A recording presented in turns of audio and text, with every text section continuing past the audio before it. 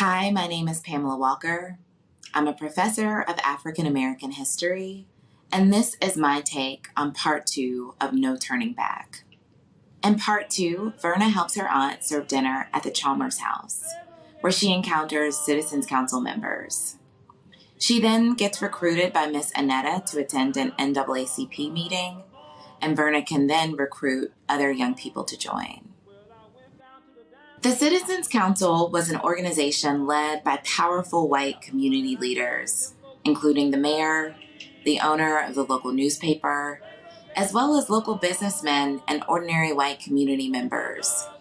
Their goal was to combat immigration and other threats to Jim Crow. And in the dinner scene, we see and hear their views through pro-segregation pamphlets, the Roll with Ross campaign song, and their discussion of the Freedom Rides. The Citizens Council could make sure people lost their jobs, homes, or cars, or were physically attacked or arrested. And we see a hint of this when Verna is questioned at dinner. Verna can respond to this difficult and upsetting situation by, for example, using her imagination, scratching the Chalmers record, or channeling her inner feelings through singing. Aunt Mabel responds by finding strength in her religious faith and rising above whatever the Chalmers may think. After World War II, the United States entered into the Cold War with communist countries such as China and the Soviet Union. This put a lot of pressure on the United States to change its racial hierarchy, the way it placed some people above others based on race. The United States was trying to position its society and government as superior and more democratic than that of communist countries.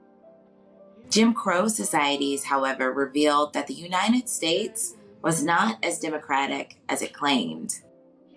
So the treatment of the Freedom Riders became an international issue because of these Cold War tensions. The NAACP was a national interracial organization founded in 1909 to fight for equality and justice for African Americans. It encountered fierce resistance from white leaders in states like Mississippi. These leaders tried to make it impossible for the NAACP to operate in those states throughout the 1950s. But the Supreme Court issued decisions protecting the NAACP just before No Turning Back starts. In this part, Verna meets Medgar Evers, who has come to Greenwood with the goal of rebuilding its NAACP branch.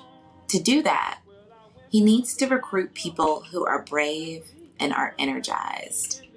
Although there are no longer laws preventing the NAACP from operating, many people are still fearful about getting involved.